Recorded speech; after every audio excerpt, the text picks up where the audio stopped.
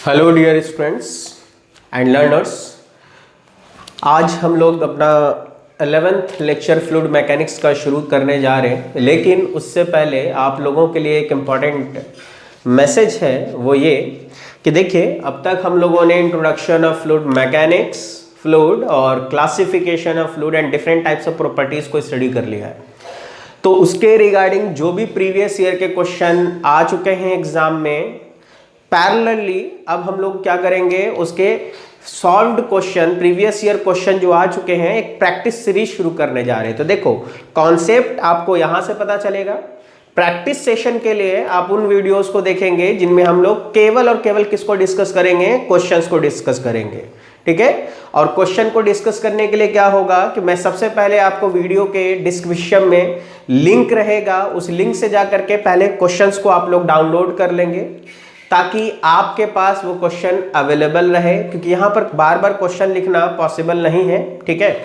तो हम लोग कुछ ऐसा करेंगे कि क्वेश्चन आपके पास ऑलरेडी रहे, आप डिस्क्रिप्शन से पहले डाउनलोड कर लें, क्वेश्चंस आपके पास रहे और हम लोग क्वेश्चन नंबर के हिसाब से यहाँ पर डिस्कस करेंगे, सो दैट कम टाइम में ज्यादा इफेक्टिवली हम लोग वर्क कम कर पाएंगे, ठीक है।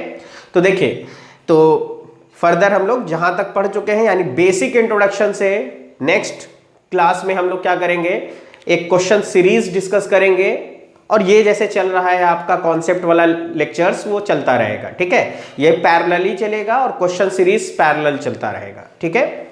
शुरू में मैंने क्वेश्चन इसलिए नहीं कराया क्योंकि मैंने कॉन्सेप्ट पढ़ाया ही नहीं था। जब कॉन्सेप्ट नहीं पढ़ाया तो क्वेश्चन कराने का क्या मतलब बनता है, इसलिए मैंने पहले कॉन्सेप्ट बता दिया है। अब उसके रिगार्डिंग जो भी क्वेश्चन आ चुके हैं, चाहे वो क्वेश्चन इंजीनियरिंग सर्विसेज के हो, गेट के हो, सिविल सर्विसेज के हो या फिर एसएससी जेई के हो, सबको हम लोग यहाँ पर डिस्कस करेंगे, ठीक है। डेली 20 क्वेश्चंस अप्रॉक्सीमेटली अगर किया जाए तो देखा जाए तो बेसिक इंट्रोडक्शन से बहुत डिटेल में भी डिस्कस करेंगे तो हार्डली 100 क्वेश्चन ज्यादा नहीं मिलने हैं, लेकिन इनसे काफी क्वेश्चंस आते हैं। सिंपल स्टेट लेवल के एग्जाम्स में काफी क्वेश्चन आते हैं बेसिक इंट्रोडक्शन से, ठीक है। तो चलिए, आज के लेक्चर में हम लोग क्या पढ़ने जा रहे हैं, तो आज के लेक्चर में हम लोग शुरू करेंगे अपना 11th लेक्चर, और इसमें हम लोगों ने बोला था कि हम लोग अपना फर्स्ट चैप्टर पढ़ेंगे फ्लूइड स्टैटिक का। वो क्या था, प्रेशर एंड इट्स मेजरमेंट। तो आज जो हम लोग चैप्टर शुरू करने जा रहे हैं, इसका नाम है प्रेशर एंड इट्स मेजरमेंट। यानी कि आज हम लोग प्रेशर क्या है और इसको कैसे मेजर करेंगे ये सीखेंगे। तो देखो, आज हम लोग इंट्रोडक्टरी पार्ट देखेंगे कि प्रेशर क्या है। तो सिंपल सी अगर बात की जाए कि व्हाट इज प्रेशर, तो हम लोग जानते हैं कि प्रेशर इज इक्वल टू क्या होता है, हम लोग कहेंगे it is defined as the external normal force per unit area, ठीक है। दैट इज, अगर मैथमेटिकली लिखा जाए तो pressure is force per unit area. लेकिन अब देखिए, इसमें इंपॉर्टेंट चीज क्या है, ये जो फोर्स हमने लिखा है ये हमेशा कैसा फोर्स होगा, एक्सटर्नल फोर्स होगा, क्योंकि देखो इंटरनल होगा तो स्ट्रेस हो जाएगा, ठीक है। Internal resisting force per unit area तो स्ट्रेस हो जाता है ना, इसीलिए याद रखना फोर्स जो होगा वो एक्सटर्नल फोर्स होगा और इसका नेचर कैसा होगा, तो वो हमेशा क्या होगा, नॉर्मल टू द सरफेस होगा। क्या होगा, नॉर्मल टू द सरफेस होगा, ठीक है। तो this is the definition of pressure. और अगर यहीं से अगर हम लोग देखें तो SI यूनिट ऑफ प्रेशर अगर हम लोग निकालना चाहें तो हम लोगों को क्या मिलेगा, तो SI यूनिट ऑफ प्रेशर अगर हम लोग देखेंगे तो फोर्स को लिख सकते हैं न्यूटन, एरिया को लिख सकते हैं पर मीटर स्क्वायर। एंड इसी को एक और नाम से जानते हैं, क्योंकि प्रेशर के बारे में बात करने वाले कौन थे, पास्कल साहब थे, इसीलिए इस पूरे को हम लोग उनके ऑनर में, पास्कल साहब के सम्मान में क्या कहते हैं, this is also known as pascal. That is की newton per metre square is also known as pascal. तो अब देखिए, प्रेशर के लिए ये तो इस SI यूनिट हुआ। अगर हम यूनिट्स की बात करें, प्रेशर को कितने तरीके से मेजर किया जाता है तो आपको बता दें, आप अगर अपने बुक्स में देखोगे तो न्यूमेरिकल में बहुत टाइप से प्रेशर को लिखा जाता है। तो आपको पहली चीज तो ये है कि जब भी कोई न्यूमेरिकल सॉल्व करेंगे तो pressure should be in SI units. तो हम लोगों को पहले इसके रेफरेंस यूनिट्स को देखना है, ठीक है। क्योंकि देखो अगर यहाँ पे हम बात करें एसआई यूनिट की तो वो हमने देख लिया है, तो हम लोगों को क्या पता चला कि 1 पास्कल लिखो चाहे 1 न्यूटन पर मीटर स्क्वायर लिखो, दोनों आपस में बराबर है, ठीक है। और अगर यहीं से देखो इसका हम लोग क्या लिखना चाहते हैं, MKS यूनिट। तो अगर MKS यूनिट लिखना चाहोगे दैट इज की मीटर में डिस्टेंस होगा, मास केजी में होगा, टाइम सेकंड में होगा, ठीक है। तो हम लोग MKS यूनिट में इसको लिखना चाहेंगे तो न्यूटन को क्या लिख सकते हैं, न्यूटन को लिखेंगे केजी मीटर पर सेकंड स्क्वायर, ये न्यूटन हो चुका है, नीचे मीटर स्क्वायर है तो इसको हमने लिख दिया मीटर स्क्वायर। तो मीटर से 1 मीटर कैंसिल आउट हो गया, दैट इज क्या मिला, KG per metre second square. This is the MKS unit of pressure. और यहीं से आपको बता दें ऐसा यूनिट ये होगा, तो आप यहां पर डायरेक्ट लिख सकते हैं कि सर इसका मतलब MKS यूनिट क्या होगी इसकी, MKS unit is equal to, अगर आप लिखते हो 1 kg per metre second square, तो MKS यूनिट भी बराबर ही है किसके, 1 पास्कल के। यानी कि MKS यूनिट दे चाहे SI यूनिट दे, आपको यूनिट कन्वर्जन करने की जरूरत नहीं है, ठीक है। दिस 1 2। तीसरी चीज, प्रेशर के लिए हम लोग को कई सारे बुक्स ऐसे होंगे जिनमें आप देखिएगा प्रेशर को हमेशा केजी फोर्स के टर्म्स में लिखता है, तो लिख देगा 1 kg फोर्स पर सेंटीमीटर स्क्वायर, ठीक है। अगर मान लो कभी तुमको लिख दे कि प्रेशर जो है वो किस में लिखा गया है, 1 kg फोर्स पर सेंटीमीटर स्क्वायर में लिखा गया है, तो देखो याद करो मैंने बहुत पहले ही क्लास में आप लोगों को यूनिट कन्वर्जन का एक तरीका मेथड सिखाया था। और वो क्या सिखाया था, मैंने बताया था कि देखो जब भी कभी आपको यूनिट कन्वर्जन करना हो, होप सो कि आप लोगों को याद होगा, और अगर नहीं याद है तो यहां पर फिर से देखिए, ये बहुत इंपॉर्टेंट रूल है। नीचे में हम लोग किसको रखते हैं, स्मॉलर क्वांटिटी को, और ऊपर में हम लोग किसको रखते हैं, बिगर क्वांटिटी को, ठीक है। जैसे मान लो ये जो लाइन है वो mm की लाइन है, इसके ऊपर कौन है, सेंटीमीटर, इसके ऊपर कौन है, मीटर, इसके ऊपर कौन है, किलोमीटर।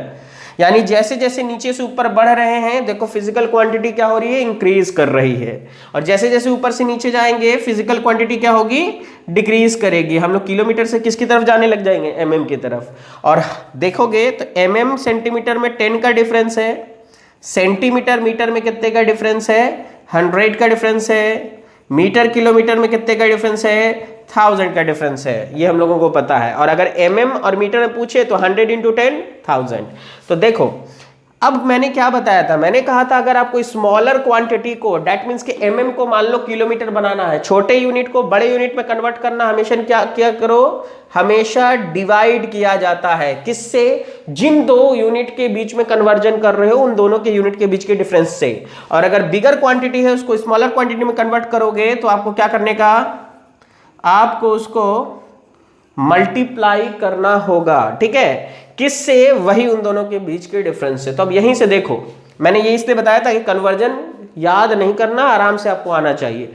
तो 1 kg फोर्स पर सेंटीमीटर स्क्वायर है, आपको इसको कन्वर्ट करना है, किस में कन्वर्ट करना है, तो SI में कन्वर्ट करना है, दैट इज कि आपको इसको कन्वर्ट करना है न्यूटन पर मीटर स्क्वायर में, क्योंकि अगर आपने इसमें कर दिया तो वो SI में कन्वर्जन हो जाएगा। अब देखो मैं पहले ही बता चुका 1 kg फोर्स, 1 kg फोर्स का मतलब क्या है कि एक बॉल को आपने किसी धागे में ऐसे करके लटका दिया, ठीक है, बॉल का वेट है 1 kg, तो इसकी वजह से जो इसका वेट जो नीचे लग रहा वो है क्या, ग्रेविटेशनल फोर्स। तो वो ग्रेविटेशनल फोर्स कितना लगाएगा, mg के बराबर लगाएगा, और mg क्या होगा, 1 kg है, और g इज इक्वल टू 9.81, और फोर्स को हम लोग किससे डिनोट करते हैं, न्यूटन से।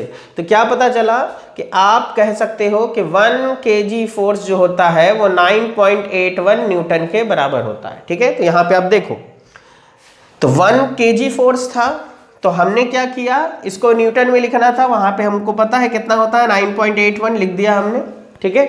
और नीचे देखिए न्यूटन बन चुका है, नीचे सेंटीमीटर, उसको मीटर में कन्वर्ट करना है, सेंटीमीटर छोटा है मीटर बड़ा है, क्या करोगे, डिवाइड करोगे, एक बार करोगे तो 1 मीटर बनेगा, 2 बार करोगे तो 2 मीटर में कन्वर्ट हो जाएगा, दैट इज कि इसको 2 टाइम्स आप क्या कर दोगे, 100 से डिवाइड कर दोगे। तो क्या पता चला, यानी कि आपको पता चला 9.81 × 10⁴ पास्कल लिखो, या न्यूटन पर मीटर स्क्वायर लिखो। दैट इज के अगर कभी न्यूमेरिकल में आपको लिखा हुआ है कि 1 kg फोर्स पर centimetre square is the pressure, it means that the pressure is 9.81 into 10⁴ pascal. ठीक है, कन्वर्जन आना चाहिए आपको। ठीक है, नेक्स्ट एक और देखिए, अभी मैंने तो बहुत सिंपल, अब मान लो हो सकता है कहीं पर लिखा हो pressure in terms of atmosphere. ठीक है, तो 1 एटमॉस्फेरिक प्रेशर इज कितने के बराबर होता है? 101,325 पास्कल। क्लियर है? ठीक है, नेक्स्ट इसके बाद अगर हम लोग देखें, कई बार प्रेशर को किसके टर्म्स में लिखा जाता है? बार के टर्म्स में। तो अगर लिखा गया है 1 बार, तो 1 बार मीन्स 10⁵ पास्कल। ठीक है, तो बार को आप क्या लिख सकते हो? 10⁵ पास्कल। और याद रखिएगा, बार बड़ी यूनिट है, पास्कल छोटी यूनिट है। ठीक है, बड़े को छोटा बनाना था, 1 इंटू 10⁵ करना पड़ रहा है। ठीक है, या फिर आप ये भी लिख सकते हो 1 bar is equal to 100 kilo pascal. Is that clear? और अगर तुम एटमॉस्फेयर को बार के टर्म्स में लिखना चाहते हो तो आप ऐसे लिख सकते हो 1.01 बार। ठीक है, तो अगर आप बार को एटमॉस्फेयर को बार में लिखना चाहोगे तो इसको आप 1.01 बार भी लिख सकते हो। ठीक है, तो ये जो यूनिट्स बताए हैं, अभी और भी है, अभी फिलहाल के लिए मैंने केवल इतना बताया कि देखो प्रेशर को इन सब टर्म्स में हम लोग क्या कर सकते हैं?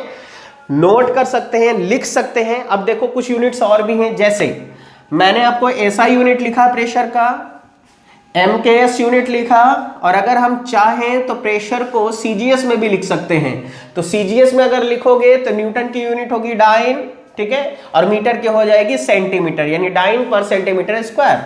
Is that clear? तो आप सीजीएस में भी लिख सकते हो। अब लेकिन देखो एक बहुत इंपॉर्टेंट है जो अक्सर लिखा जाता है, और वो इंटरव्यूज में या फिर जनरली आपको रिटन एग्जाम में कई बार आता है, जैसे एफपीएस यूनिट। आपको लिखा होगा एफपीएस यूनिट। अब एफपीएस यूनिट क्या है? तो एफ इज फुट, यानी distance will be measured in foot. P is the pound, mass will be measured in pound, and S is the second, and second means time। ठीक है, तो 1 अगर FPS unit लिखे तो FPS यूनिट में pressure को कैसे लिखा जाता है? ऐसे लिखा जाता है 1 pound force per inch square. ठीक है, और इसको पढ़ा क्या जाता है? तो इसको पढ़ा जाता है 1 PSI। अब PSI क्या है? PSI का मतलब होता है पाउंड पर स्क्वायर इंच। ठीक है, तो अब देखिए 1 pound force per inch square का मतलब होता है 1 PSI। तो अक्सर आपसे क्वेश्चन रहेगा कि 1 PSI कितने पास्कल के बराबर होता है? तो पहले तो कन्वर्जन आना चाहिए, तो हम लोग लिख देते हैं कि 1 PSI is equal to, that is कि 1 pound force per inch square है ये। इसको कन्वर्ट करना है कि इसमें अगर हम लोग इसको न्यूटन पर मीटर स्क्वायर में कन्वर्ट कर ले तो पीएसआई का कन्वर्जन हो जाएगा। अब आप देखो पाउंड फोर्स है, पाउंड को पहले केजी में कन्वर्ट करो और केजी को जब जी से मल्टीप्लाई कर दोगे तो न्यूटन बन जाएगा, यानी एक्सेलरेशन ड्यू टू ग्रेविटी से मल्टीप्लाई कर दोगे तो न्यूटन बन जाएगा। तो 1 पाउंड कितना होता है? 453 ग्राम होता है। इसको हम 1000 से डिवाइड करेंगे तो केजी बन गया, और केजी को किससे मल्टीप्लाई करेंगे? 9.81 से, एंड देन देखो ये न्यूटन बन चुका है, नीचे इंच है, मीटर बनाना है। पहले तो इंच को मीटर में कन्वर्ट, सेंटीमीटर में कन्वर्ट करो। 1 inch is equal to 2.54 centimetre. 2 बार इंच है, इसके ऊपर भी पावर दे दिया। अब सेंटीमीटर स्क्वायर बन चुका है। मीटर स्क्वायर बनाना है, अब क्या करोगे? डिवाइड करोगे। कितने से? एक बार 100 से करोगे, फिर 100 से करोगे, 2 बार 100 से डिवाइड करोगे तो सेंटीमीटर किस में कन्वर्ट हो जाएगा? मीटर में। और जब इन सब को सॉल्व करोगे तो आपको क्या मिलेगा? आपको मिलेगा अप्रोक्सीमेटली 6888.1 6888.1 पास्कल। तो यहां से आपको क्या पता चला? यहां से देखिए एक बहुत इंपॉर्टेंट रिलेशन निकलता है जो अक्सर पूछा जाता है। जैसे देखिए अगर हम लोग 1 PSI का वैल्यू अब पूछे तो आप बता सकते हैं, आप बोलेंगे कि 1 PSI जो होता है वो 6888.1 पास्कल के बराबर होता है। यहीं से क्या पता चला? 1 PSI is equal to 6888.1 pascal. ये हम लोगों के लिए बहुत इंपॉर्टेंट है। ठीक है, पहली चीज। यानी कि अगर कभी पीएसआई में प्रेशर दिया हो, अब पहले पास्कल में कन्वर्ट करना, फिर न्यूमेरिकल सॉल्व आउट करना, ठीक है। देन अब देखो, अक्सर आपसे कोई ये भी तो पूछ सकता है पीएसआई का एटमॉस्फेयर के साथ रिलेशन पूछ दे, तो देखो हम लिख सकते हैं ना 6,888.1 pascal is equal to 1 psi and 1 pascal is equal to 1 upon 6,888.1 psi and 101,325 pascal, which is also known as 1 atmospheric pressure, is equal to 1 upon 101,325 pascal divided by 6,888.1 psi। And जब इसको हम लोग सॉल्व करेंगे तो हम लोगों को क्या मिलेगा, हम लोगों को मिल रहा है कि 1 psi जो होता, सॉरी 1 एटमॉस्फेयर जो होता है, 1 एटमॉस्फेरिक प्रेशर जो होता है, इसको सॉल्व कर लीजिए, सॉल्व कीजिएगा तो आपको मिलेगा 14.7 psi।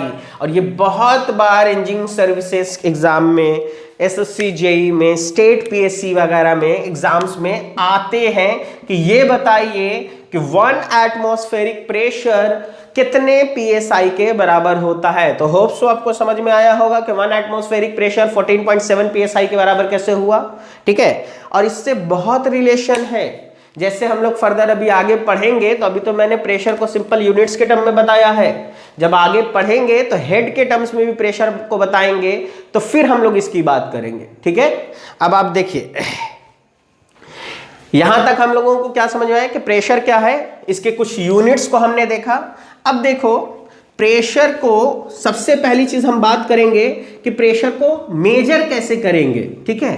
प्रेशर को मापते कैसे हैं, मेजरमेंट कैसे करते हैं। तो सिंपल सी बात है, अगर कोई आपसे पूछे किसी भी चीज का मेजरमेंट जो है वो है क्या, तो सिंपल सी बात है, वो होता है कंपैरिजन। मेजरमेंट क्या है, कंपैरिजन है। कहीं ना कहीं हम लोग किसी न किसी डिफाइंड क्वांटिटी के साथ उसको कंपेयर करते हैं और बता देते हैं कि इतना है, ठीक है। तो मेजरमेंट जो है वो बेसिकली कंपैरिजन है। अब देखो, मान लो अगर कोई पूछे कि किसी भी चीज को मेजर करने के लिए सबसे पहले आपको क्या चाहिए, तो बहुत सिंपल सा फंडा है। जैसे फॉर एग्जाम्पल के तौर पे मैं क्या करूं, मैंने मान लीजिए यहां पे एक लकीर खींच दी और मैं आपसे पूछने लग जाऊं कि बताओ ये जो लकीर हमने खींची है, ये लकीर बड़ी है कि छोटी है। तो आपका पहला सवाल क्या होना चाहिए, आपका पहला सवाल ये होना चाहिए कि सर किसके रिस्पेक्ट में, किसके तुलना में, किसके साथ कंपेयर करें, यहां तो एक ही लकीर है। क्योंकि अगर तुम बड़ी बोलोगे तो हम इसके बगल में एक छोटी लकीर खींच देंगे, और अगर छोटी बोलेगे तो इसके बगल में बड़ी लकीर खींच देंगे। तो बेसिकली आपका पहला सवाल होगा कि सर इसका रेफरेंस क्या है। दैट इज की किसी भी चीज को मेजर करना अगर सीखना है, मेजर करने के लिए जानना है, तो सबसे पहली चीज आपको क्या याद रखना है कि रेफरेंस क्या है। तो याद रखिए, अगर कोई पूछे कि प्रेशर को मेजर कितने तरीके से कर सकते हैं, तो इसके लिए आप पहले जानो कि उसका रेफरेंस क्या है, ठीक है। तो आपको बता दें प्रेशर को मेजर करने का कितना रेफरेंस पॉइंट है, तो वो है 2 रेफरेंस पॉइंट। प्रेशर को 2 रेफरेंस के रिस्पेक्ट में मेजर किया जाता है। पहला number absolute zero pressure line, इसी को परफेक्ट वैक्यूम लाइन भी कहा जाता है, और ये कहां मिलता है, 0 केल्विन, ठीक है। अगर कहीं पर आप मान के चल रहे हो कि वहां पर जो प्रेशर है वो एब्सोल्यूट 0 प्रेशर है, ठीक है, एब्सोल्यूट 0 प्रेशर है, या फिर आप कह रहे हो कि वहां पर परफेक्ट वैक्यूम है। और एक चीज माइंड में याद रखिएगा, अभी हम आपको बताएंगे, there is a difference between vacuum and perfect vacuum, ठीक है। तो देखो इसी को आप कहते हो परफेक्ट वैक्यूम लाइन, या फिर ये कहां मिलता है, तो जहां कहीं भी आप टेम्परेचर 0 केल्विन बना दोगे वहां पर एब्सोल्यूट 0 प्रेशर मिलेगा, ठीक है। दूसरी चीज, दूसरा रेफरेंस क्या है, दूसरा रेफरेंस है, चूंकि देखो हम लोग अर्थ पर हैं तो हम लोग अपने अर्थ के रिस्पेक्ट में भी लेते हैं रेफरेंस, यानी कि दूसरा रेफरेंस है atmospheric pressure. Atmospheric pressure line, second reference is atmospheric pressure line, और इसी को एक और नाम से जानते हैं which is known as zero gauge line, zero gauge line. ठीक है, अब देखिए मेरे प्रेशर को नापने का कितना रेफरेंस है, या तो हम इसकी तुलना में नाप सकते हैं, इसके रेस्पेक्ट में मेजर कर सकते हैं, या फिर हम इसके रेस्पेक्ट में मेजर कर सकते हैं। अगर आपने, हमेशा याद रखिएगा, अगर आपने, क्योंकि आप अक्सर देखते होंगे क्वेश्चन में कभी लिखता है the absolute pressure is this one, और कभी लिखता है फाइंड द गेज प्रेशर। ठीक है, कभी लिखेगा गेज प्रेशर, कभी वैक्यूम, कभी एब्सोल्यूट, ये है क्या चीज, तो पहले समझो। अगर उसने कभी भी, आप क्वेश्चन पढ़ो, हमेशा याद रखो, अगर आपका pressure measurement with respect to absolute zero pressure line हो रहा है, तो हमेशा याद रखिएगा reading will always be obtained in terms of absolute pressure।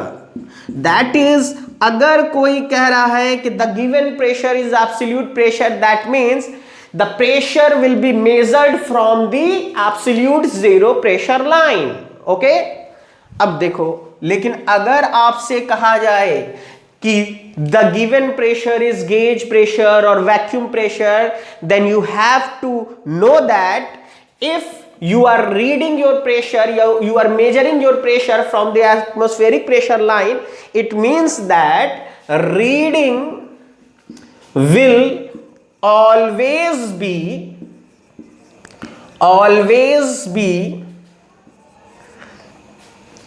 obtained in terms of gauge pressure, in terms of gauge pressure.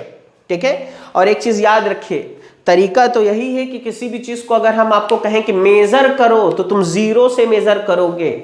और ये जो एब्सोल्यूट जीरो लाइन बोला है हमने, ठीक है, अर्थ के लिए हम लोग जीरो प्रेशर लाइन किसको लेते हैं, सी लेवल को। ठीक है, अप्रोक्सीमेटली सी लेवल पे हम लोग जीरो प्रेशर मान के चलते हैं। ठीक है, गेज प्रेशर जीरो मान के चलते हैं। अब देखो, तो बेसिकली अगर हम लोग मेजर जो कर रहे हैं pressure absolute zero pressure line के रिस्पेक्ट में कर रहे हैं, तो हमेशा प्रेशर जो होगा वो एब्सोल्यूट प्रेशर कहलाएगा। और सुन लीजिए, अगर क्वेश्चन में कुछ ना लिखा है कि the given pressure is absolute pressure और गेज प्रेशर और vacuum pressure, it means that the pressure is measured from the absolute zero line. क्योंकि तरीका यही है कि किसी भी चीज को अगर मेजर करोगे तो कहां से मेजर करना शुरू करोगे, आप जीरो ही के रिस्पेक्ट में नापते हो ना। ठीक है, तो अगर कुछ नहीं लिखा है तो प्रेशर एब्सोल्यूट प्रेशर दिया गया है, लेकिन अगर वो प्रेशर गेज प्रेशर होगा, वैक्यूम प्रेशर होगा, then it is mentioned in the question the given pressure is gauge pressure और vacuum pressure. Is that clear? ठीक है, अब देखिए सवाल ये उठता है कि जीरो गेज प्रेशर लाइन है, तो इसके रिस्पेक्ट में अगर हम प्रेशर नापते हैं ना, तो हम लोगों को इसमें भी दो पार्ट मिलता है। चक्कर क्या है, देखो आप लोग अर्थ पर हो, और अर्थ पर हम सबको पता है कि कोई भी बॉडी है तो उसके ऊपर कितना प्रेशर लग रहा है, तो एटमॉस्फेरिक प्रेशर लग रहा है। अब दो केस हो सकता है, जैसे मैं क्या करूं उसके लिए आप कोई एग्जांपल ले लेते हैं। ठीक है, मैंने क्या किया, आपके ऊपर जितना प्रेशर था वो एटमॉस्फेरिक प्रेशर था, मैंने अपनी तरफ से आपके सर के ऊपर प्रेशर लगाना शुरू कर दिया। तो अब जो आपके बॉडी पर, आपके सर पर जो प्रेशर होगा वो 1 एटमॉस्फेरिक प्रेशर से क्या होगा, बढ़ जाएगा। ठीक है, या फिर ऐसे समझो, आपने कुकर है, ओपन है, आपने ढक्कन लगा करके उसको बंद कर दिया, तो आपने जो उसके अंदर गैस है उसके ऊपर एक वेट डाला है, यानी उसमें आपने प्रेशर बढ़ा दिया है। तो पहला केस क्या हो सकता है कि आप उसके ऊपर प्रेशर ऐड कर सकते हो। ठीक है, ऐड करोगे तो यानी कि आप जो है पॉजिटिव गेज प्रेशर की तरफ जा रहे हो, गेज प्रेशर को बढ़ा रहे हो, इंक्रीज कर रहे हो, यानी एटमॉस्फेयर से प्रेशर बढ़ रहा है। और एटमॉस्फेयर से जब प्रेशर ऊपर जाता है तो उसको हम लोग कहते हैं पॉजिटिव गेज प्रेशर, या इसी को सिंपली कहा जाता है गेज प्रेशर। सिंपल अगर लिखा हो कि gauge pressure is this one, it means that कि that much amount of pressure is more than that of atmospheric pressure. ठीक है, अगर मैंने कहा कि 2 बार गेज प्रेशर है, इट मींस दैट कि 1 एटमॉस्फेरिक प्रेशर तो था ही, उसके अलावा कितना प्रेशर है, तो 2 बार प्रेशर है। ठीक है। दूसरा केस क्या है कि हम लोग उसमें से प्रेशर क्या कर सकते हैं, सब्ट्रैक्ट कर सकते हैं। ठीक है, निकाल सकते हैं, दैट इज उसको हम क्या कहेंगे, negative gauge pressure. Negative gauge pressure, and negative gauge pressure is simply known as vacuum pressure, simply known as vacuum pressure। अब देखिए, पॉजिटिव गेज को सिंपल गेज प्रेशर कहा जाता है, नेगेटिव प्रेशर को क्या कहा जाता है, नेगेटिव गेज प्रेशर को क्या कहा जाता है, वैक्यूम प्रेशर। मतलब क्या है, जैसे देखो एक रूम है, चारों तरफ से तुम बंद कर दोगे, ठीक है, उसके अंदर जो एयर है वो कौन सा है, एटमॉस्फेरिक प्रेशर पे, उसमें आपने 2 एग्जॉस्ट फैन लगाए और चला दिया और बाहर से सारे जितने भी खिड़की दरवाजे सबको पैक कर दिया, क्या होगा, अंदर में जो मौजूद एयर था वो बाहर जाने लगेगा, यानी एयर मॉलिक्यूल्स घटने लग जाएंगे, तो अंदर का प्रेशर एटमॉस्फेयर से क्या होने लग जाएगा, डिक्रीज करने लग जाएगा। सब्ट्रैक्ट करने का मतलब प्रेशर आप क्या कर रहे हो, एटमॉस्फेयर से नीचे जा रहे हो। तो एटमॉस्फेयर से जब नीचे जा रहे हो तो आप बोलोगे ना, मान लिया हमने कह दिया कि वहां पर जो प्रेशर है -0.9 पास्कल है, तो -0.9 पास्कल का मतलब क्या है, एटमॉस्फेयर में से उतना कम किया है मैंने। ठीक है, तो बेसिकली अगर हम नेगेटिव प्रेशर बोले या वैक्यूम प्रेशर बोले, तो vacuum pressure means negative gauge pressure and simple gauge pressure means positive gauge pressure. ठीक है, तो आपको होप सो समझ में आया होगा। तो इसीलिए अगर क्वेश्चन में गेज प्रेशर होगा, वैक्यूम प्रेशर होगा, तो उसको लिखना पड़ेगा कि ये गेज प्रेशर है, ये वैक्यूम प्रेशर है। ठीक है, और हो सकता है गेज प्रेशर, वैक्यूम प्रेशर को नेगेटिव गेज भी लिख दे। ठीक है, तो देखिए negative gauge pressure and positive gauge pressure आपको क्लियर हो गया। अब देखिए प्रेशर को अगर हम लोग मेजर कर रहे हैं, 2 रेफरेंस हम लोगों को पता चल चुका है। अब हम लोग देखेंगे कि क्यों ना हम लोग कन्वर्जन सीख लें कि एब्सोल्यूट से गेज में या गेज से एब्सोल्यूट में, वैक्यूम में कैसे कन्वर्ट करते हैं। तो इसके लिए देखिए हम क्या करते हैं, मैंने क्या किया है, यहाँ पर एक लाइन ड्रॉ किया है और इस लाइन के ऊपर नाम लिख दे रहे हैं कि ये आपका कौन सा लाइन है, this is your absolute zero pressure line है। ये कौन सा लाइन है, एब्सोल्यूट जीरो प्रेशर लाइन है, या फिर इसी को आप क्या कह सकते हैं कि this is your perfect vacuum line. ठीक है, और ये कहाँ मिलता है, तो 0 केल्विन पर मिलता है, आप ये कह सकते हैं। ठीक है, अब इसके ऊपर मैंने एक और लाइन ड्रॉ किया, क्योंकि देखो हम लोगों को पता है कि हम लोग अर्थ पर है, और अर्थ पर हर बॉडी के ऊपर जो प्रेशर अप्लाई हो रहा होगा वो कितना हो रहा होगा, 1 एटमॉस्फेरिक प्रेशर। दैट इज कि यहां से लेकर के यहां तक जो प्रेशर होगा वो सिंपली कौन सा प्रेशर है, तो P एटमॉस्फेरिक प्रेशर है। और इस P एटमॉस्फेरिक प्रेशर को आप P बैरोमेट्रिक प्रेशर भी कह सकते हैं, क्योंकि एटमॉस्फेरिक प्रेशर को मेजर करने वाले डिवाइस का नाम क्या होता है, बैरोमीटर। ठीक है, अब देखो हम लोगों के पास कितने केसेस हो सकते हैं, 2 केसेस हो सकते हैं। पहला, या तो हम प्रेशर एटमॉस्फेयर से बढ़ाने लग जाए, यानी हम प्रेशर अप्लाई करने लग जाए।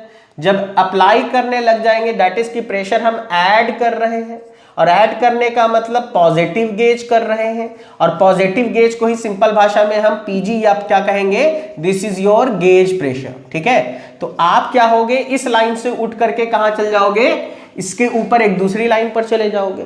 दूसरा केस क्या है कि मान लीजिए आपने यहां से प्रेशर डिक्रीज करना शुरू किया, दैट इज कि यहां से आप यहां से प्रेशर निकाल रहे हो, सब्ट्रैक्ट कर रहे हो। ठीक है, दैट इज कि इसको हम क्या कहेंगे, निगेटिव गेज, और नेगेटिव गेज को ही हम लोग क्या कहते हैं, vacuum pressure. And vacuum pressure को हम लोग किससे डिनोट करते हैं, पीवी से। ठीक है, दैट इज कि हम एक दूसरे लाइन पर चले आए हैं, वो लाइन ये है। ठीक है, ये है आपको वैक्यूम लाइन, ये लाइन पे हम आ गए। ठीक है, यहां पहुंच चुके हैं।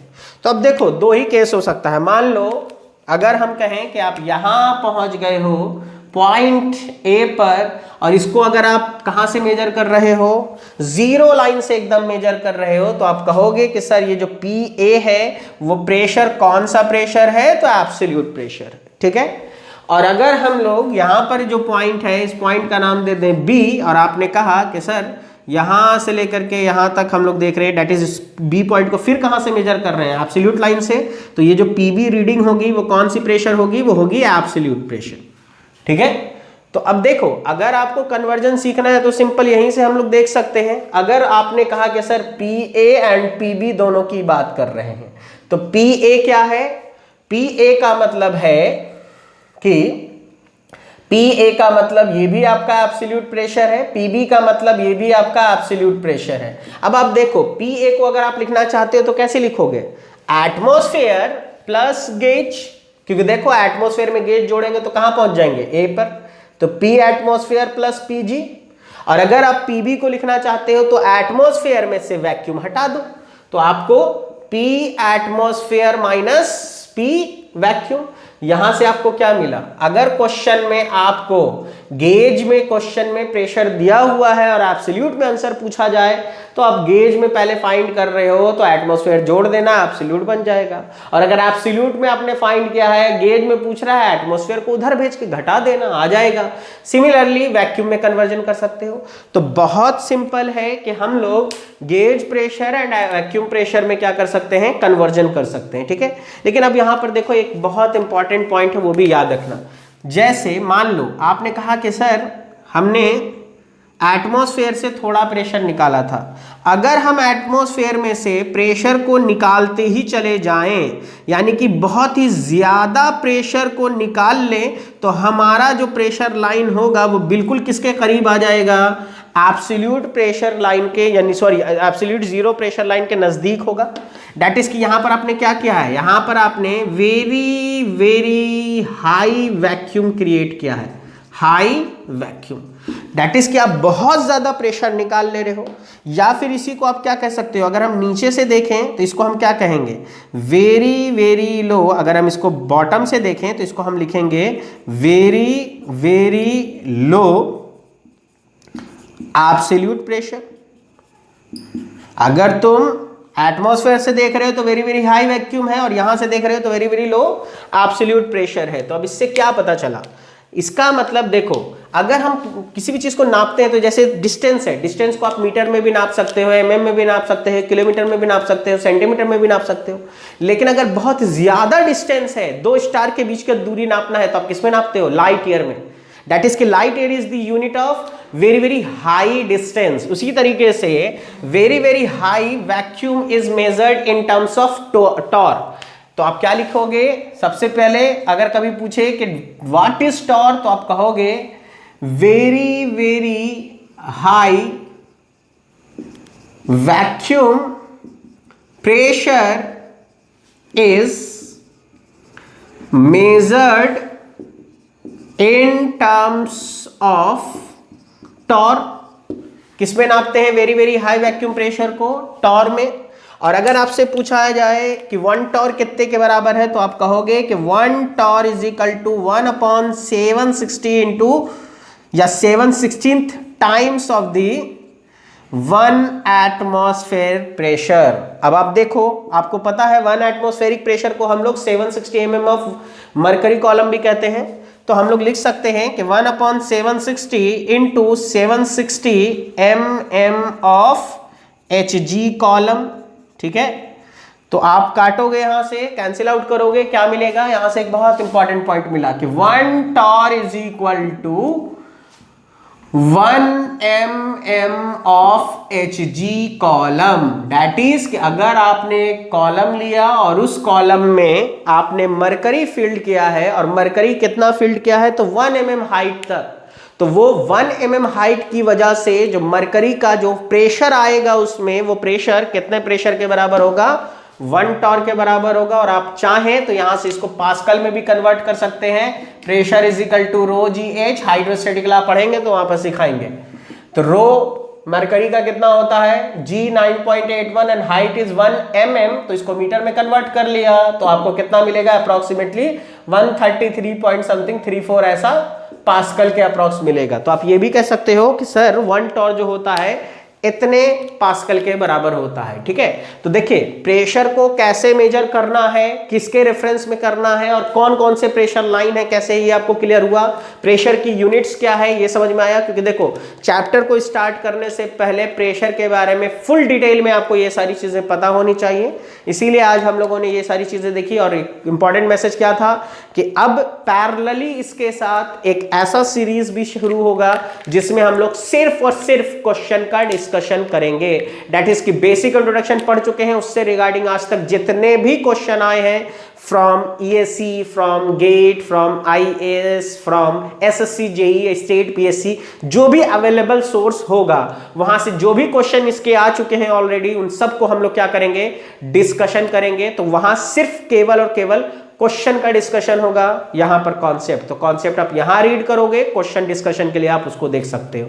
ठीक है, hope so you will enjoy the lecture, so please like, share and subscribe my channel. Good bye.